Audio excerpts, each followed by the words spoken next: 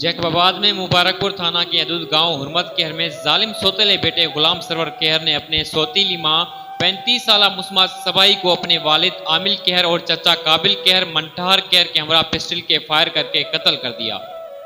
कत्ल होने वाली मुस्मात की मां का एहतजाज। मजीद देखिए सबकी आवाज न्यूज की इस रिपोर्ट में।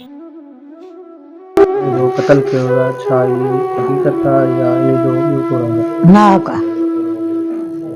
का माना समझे हूँ कीअं ख़त्म कयूं से माना माटेलियूं ने जी मां हुई कीअं ख़त्म कयूं से माना हुनखे इल्ज़ाम हणी पुटनि न सठो पुटनि न सठो। अच्छा उन कत्ल में छा उन जो मुड़स आहे आहे आमिल मुड़स अथसि, काबिल ॾेर अथसि, असगर पुटु अथसि, सरवर पुटु अथसि, कामिल पुटु अथसि।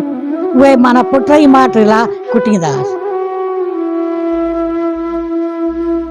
पुट ई माटेला कुटींदा हुआसीं त माना असांखे नथी खपे, असां तोखे ज़हर ॾेई मारींदासीं। अच्छा तुंहिंजो मिलण जुलण कंहिं अरसे में या महीने अध में थींदो हो पंहिंजी न्याणी खे? माना मिनथा करे मारे मिनथा जो छॾींदा, उन वीचारी खे मिनथा छॾींदा हुआ। हाणे वीचारी चए पई अचा मामा खे सिक लॻी आहे अचे मिली वञ।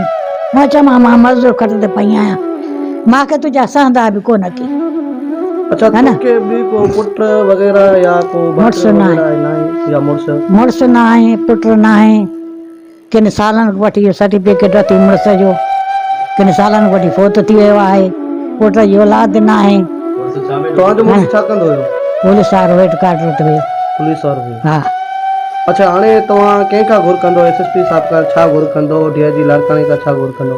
इहा घुर कंदमि त मुंहिंजो इंसाफ़ कर, मुंहिंजी क़तल कई अथई, मारी अथऊं, बे इंसाफ़ माना उन्हनि वटि न आहे।